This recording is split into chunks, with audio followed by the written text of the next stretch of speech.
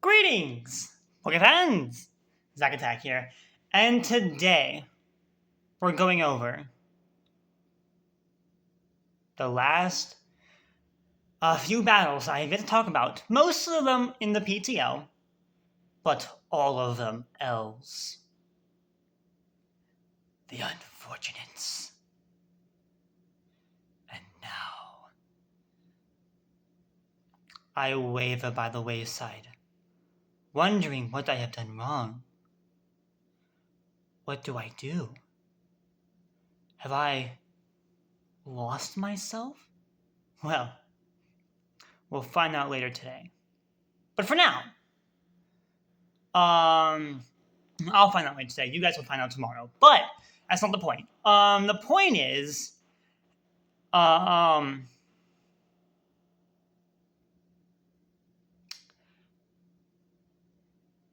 it's time to talk about the elves. Bum bum bum. Starting off with the first on the list is PTO Week 1. We're going in chronological order here of when the battles happened. And the first one was PTO Week 1. And this one was, it started out not in my favorite. It was a very back and forth game between me and Mitch, right? It was very back and forth. He took out my weather setter before I could take out his. But even despite that, I was still in the front row seat to win that game. Because Landorus, Landeroso was pulling weight late. That rhymed. And got 2 KOs. I should have went for Saiyan Seer Storm in front of the Torkoal, but I was afraid of the 20% miss. So I did the U-turn out. Didn't really end up mattering too much. Well, I guess it kind of did, because that allowed him to chip my Floatzel courtesy of a Stone Edge, which I was not expecting. I will say that myself. So that was kind of a misplay on my part there, but I still, despite that, I still could have won the game if I had made the Burning Bulwark prediction at the very end. He went for Burning Bulwark twice. The first time I predicted, I made a raw switch up on my Floatzel when he went for Burning Bulwark, and that allowed me to get in Lander safely, which then led to me steamrolling 2 kills. That's how that happened. Then he brings it in. Burning Bulwark is in front of my Iron Valiant, which I ran physical, because not having physical attacker in that battle really didn't sit well with me. I mean, I had Floatzel, to be clear, but I much preferred having more than one, so that way I wasn't, getting Assault Vest blocked every 5 seconds. So that may have been a blunder. I did have SD. It wasn't all attacks. I did have SD on that set, and I was going to click on predicting the Bulwark, but I figured he would be faster because he had 2 Dragon Dances up by that point. He was at half health. My Floatzel had chipped him down just enough with Wave Crash, taking himself out in the process, but that's not the point. The point of the matter that he was chipped down enough to kill with a raw, neutral close combat, and he had Burning Bulwark in my face. That's all I came down to, was that one read. I get that read right, I win. But I didn't, so I lost. That was unfortunate. The next game was ODL quarterfinals against Eli. Also a game I could have won, because that battle was heavily in my favor most of the time. The only time it really wasn't was when the Cyclozar was in, doing big damage with Terra, Dragon, Dragon Claw. Not saying Incineroar and Jirachi definitely helped me out. And of course, that Cyclozar being scarfed, I'm assuming it was for Dragapult, that he had scarfed for Dragapult, I would assume. So Uni didn't outspeed at the very end, but if that Ice Shard wasn't a low roll, or if I had just clicked Earthquake that first turn, knowing I would live the Dragon Claw, I would have won that game. I literally would have won that game, but I didn't. Again, it came down to rolls. And a lot of the battles Zach Maynard has lost to King have been to rolls. As a matter of fact, he almost lost to him in the MDL playoffs because of a Shadow Sneak roll. So, yeah, that wasn't fun. Not losing to a roll was not fun.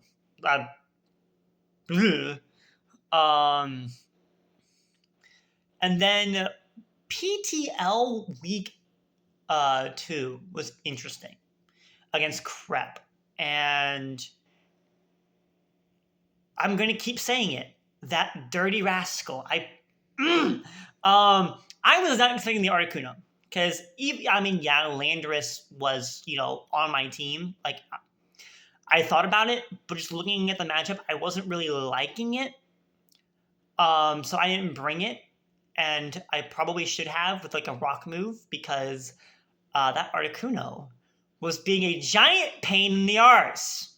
Without any coverage for it, I just couldn't take it down. Like, even still, up until that point, I wasn't playing very aggressively on the offense standpoint. Zapdos had went down very early, a lot earlier than I wanted it to, would have liked. And Zapdos was very important to my strategy that game, so that was already down the drain. So Corviknight was very good after that. And then Garchomp was a giant pain. It was just a hazard sacker. And those T-spikes from Quillfish were, as you can probably guess, not great. I did have a strategy for the Iron Leaves. I will admit, Assault Vest was kind of funny. But I did have a strategy for it. And it almost worked out. I almost took it down. But it had to be that pesky Articuno that came in at the end. I did bring Fletchio, the Fletchinder, to defog away hazards, and honestly, it was kind of funny because it dodged a Hurricane from the Articuno, which allowed me to preserve it. I was like, because the Garchomp was still alive at this point, so I'm like, I don't have to sack it off. I can switch. Fletchio, you legend!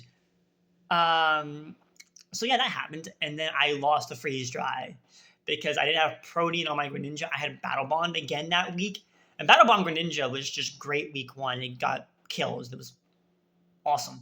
That was great. That was fun.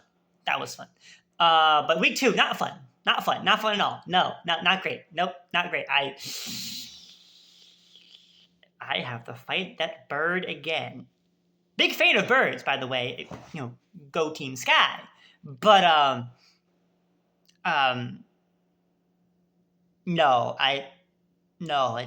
just very specifically not that one. I ended up losing that game. It was probably the worst loss I had taken in quite a while, because a lot of the losses I've been having lately, or just games in general, were 1-0s. So they weren't like, it wasn't like, and that game I kind of knew I was going to lose from the start. It's just I wish I would have kept it a lot closer, mainly for differential reasons. But no. But that battle was actually probably the most funniest one because of my live commentary for it. If you haven't seen my live commentary for that match, you should go watch it. It was great. The live commentary was awesome. Probably like a 10 out of 10. A lot of people liked it. A lot of people liked the live commentary. So it made me feel better. It definitely made me feel better. Week 3 of the PTO was also bad. It was another loss. There were 2 things that went wrong. Everything else went according to plan. There are 2 things that went wrong. I accidentally assigned Treebee to the Excalibur. So I don't know if it would have ended up mattering, because I wouldn't have been able to bring Treebee out until the very end against the Darkrai. But I would have liked to at least get off a Water Shuriken Battle Bond. But I would have needed 3 hits, more than likely. I didn't want to risk it. I couldn't tell the percentage of which HP the Excalibur was at. You get so used to playing on Showdown. And I thought I would kill, but I wasn't low dice. I was Assault Vest. If I was low dice, clean kill. But I wasn't sure, and I didn't want to risk it. I sent it out at that point, and at this point, I'm like, well, now I got to keep it in. So I hope, even with that +1, whatever it does, I live. I did not. That was my bad. That was on me. And the next thing, I could have won. It came down. I lost 1-0. It came down to my +1 Archaludon, +1 defense, to be clear, and his Scarfed Darkrai, which I was able to read when he brought it in against my Iron Valiant. I'm like, he brought it into Iron Valiant. He's going to Sludge Bomb me. Maybe Sludge Wave. I don't know which one. And if it's Scarf, it's going to be faster. Let me see. Going on Torchellodon was the poison move. It switched out. It was Scarfed. Very clearly. So it's like, what do I do now? I'm going to be honest. I wasn't too sure because it was just like how do I want to put this? Like, I needed him to miss the Focus Blast, but apparently it's like a union with Hurricanes. His Darkrai just doesn't miss Focus Blast, so it's like, well, that's unfortunate. So I ended up losing that game to a Focus Blast miss. Well, a hit. I should have been a miss, but a hit. And then week 4 of the PTO, I didn't get to play. I did not get to play that game at all. Because Sage dropped, which actually kind of helped me out because he had a Dio and a Meowscarada and an Iron Moth and an Iron Hand. So, honestly, that might have been in my favor that he dropped. And I got a forced forfeit win that week. So now I'm 1-3 with a -4, which isn't bad. But if I don't start getting actual wins, I might actually lose all of my sanity. And you don't like, and it's not going to be pretty when I lose all of my sanity.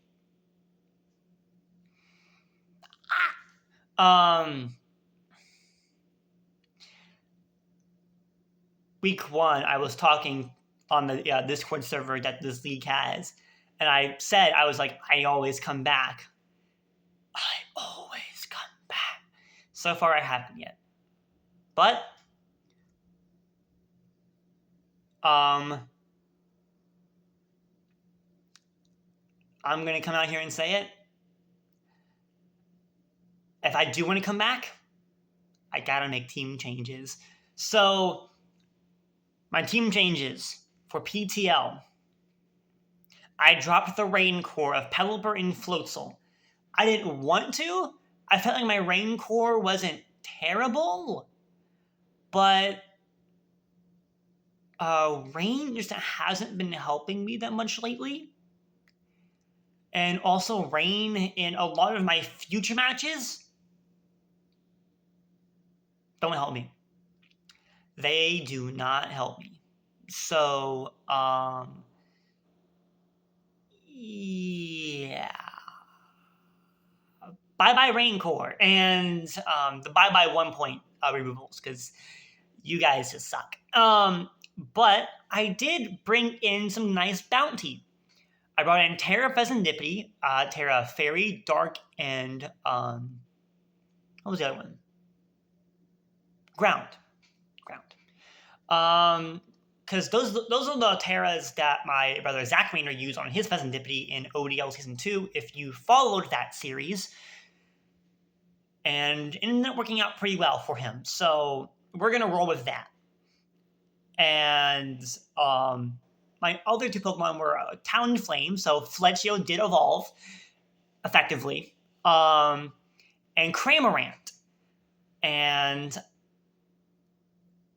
funny enough, they were all creatures of the sky. I dropped 2 creatures of the sky, effectively 3 if you count Quaxwell, because, Quaquaval, bird, but doesn't fly, so not really a creature for Team Sky. But if you want to count it, you can. I'm not the boss. And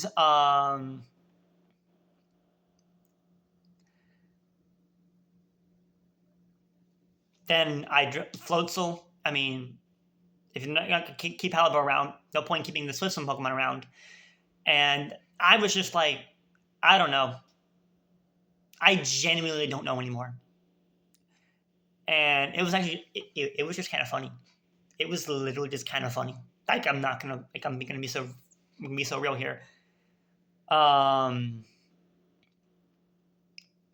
Because now that I have all these birds, it's time for me to go on my Team Sky arc. Yes. Now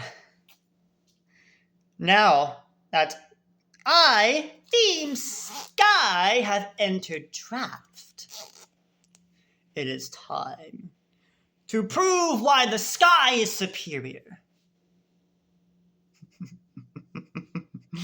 Yes. Yes.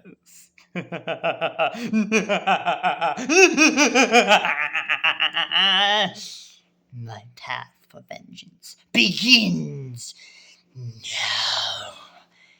And my week 5 opponent, I'm not gonna bother pronouncing the name because I'm gonna butcher it, so I'm just gonna call you McDonald's Guy. You are my first victim of the new Team Sky. And while you may have picked up Dio from Sage's departure, you shall not defeat me. You may have a glorious bird yourself, yes. You may have a vile petulant and blood moon as Saluna, yes. But you, my friend, will soon find out that Team Sky is superior, and I must get wins now.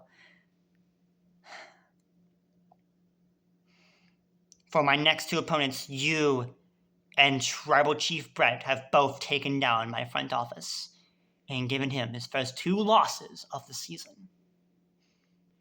And you know I don't stand too kindly to that.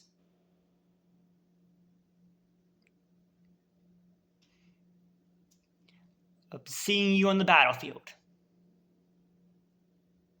And if you're watching this, and the day comes out, tomorrow you will find out the outcome of the match.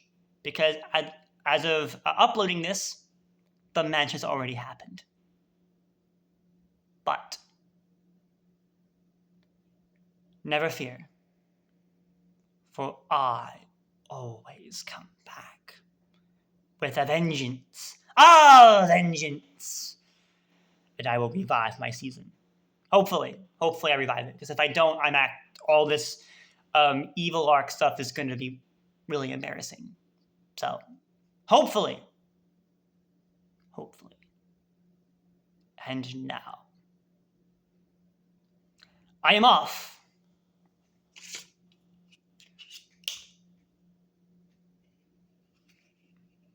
And I hope to see you there on the battlefield, cheering me on as Team Sky makes its debut. Go Team Sky!